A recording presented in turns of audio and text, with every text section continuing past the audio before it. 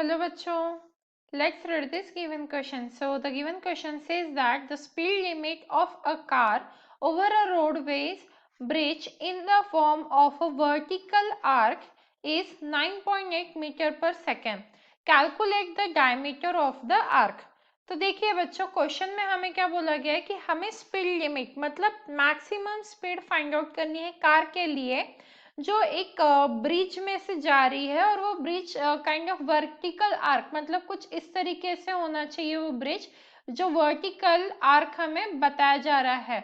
और उस कार की स्पीड मतलब मैक्सिमम स्पीड जो है वो कितनी दी हुई है 9.8 मीटर पर सेकेंड।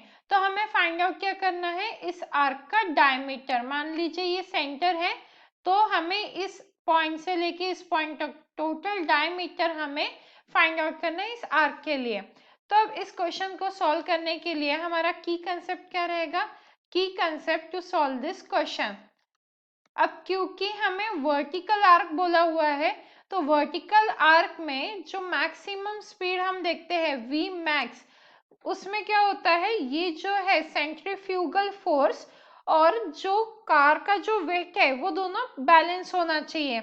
तो इसीलिए सेंट्रीफ्यूगल फोर्स हम क्या लिख सकते हैं की कंसेप्ट में, फॉर मैक्सिमम वेलोसिटी मतलब V max the weight of the car, the weight of car balances the centrifugal force acting on it। तो यहाँ पे आ जाएगा हमारा balances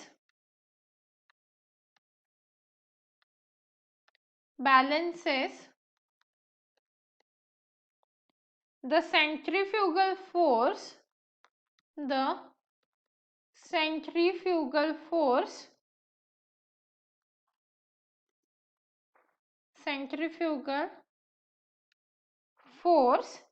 acting on it,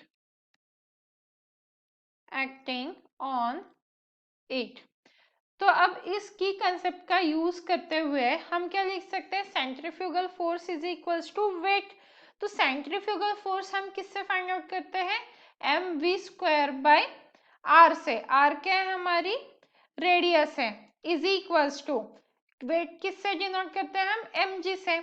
ये वेट एम किसके लिए लिख रहे हैं हम, कार के लिए। ये भी जो एम है वो किसका एम है, मतलब ये जो मास है वो किसका मास है, कार का। तो दोनों तरफ सेम एम है, तो ये कैंसिल आउट हो सकता है। मतलब बचा क्या हमारे लिए, V square by R is equals to G आ गया। और यहां से हम क्या लिख सकते हैं, V max is equals to under root of R into G, right. या फिर हम सिंपली इसे जो वी स्क्वायर है इसी फॉर्म में रहने देते हैं। तो यहाँ पे क्या आ जाएगा हमारा वी स्क्वायर, और ये क्या है एक्चुअली मैक्सिमम स्पीड है, मैक्सिमम के लिए हम बात करें तो इसीलिए वी मैक्स लिख रहे हैं हम।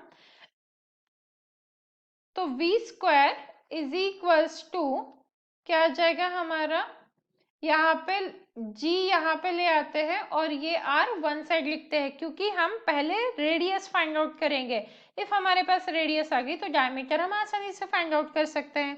तो वैल्यूज को सब्स्टिट्यूट करते हैं। हमारे पास गिवन वैल्यूज क्या है, v की वैल्यू क्या गिवन है, v हमें बोला है 9.8, तो यहाँ पे वैल्यू सब्स्टिट्यूट करेंगे 9.8 इंटू स्क्वायर है इसीलिए 9.8 लिख रहे हैं, डिवाइडेड बाय g की वैल्यू क्या होती है 9.8 ही होती है, इज इक्वल्स टू ये क्या हो गया r। अब ये 9.8 कैंसिल हो गया और रेडियस कितनी आ गई हमारे पास 9.8 मीटर। तो ये आ गई रेडियस, पर हमें फाइंड आउट क्या करना था, डायमीटर। तो हमें पता है diameter which means twice of radius, तो हमें क्या करना होगा 2 इंटू 9.8 करना होगा। तो यहाँ पे क्या हो जाएगा 8 2 जा 16, कैरी 1 9 2 जा 18 प्लस 1 19 एंड डेसिमल आ जाएगा यहाँ पे, और ये मीटर। तो हमारा डायमीटर कितना आ गया है 19.6 metre, and hence the final answer for the given question, that is the diameter of the arc is 19.6 meter. Hope you understood it well. Best of luck.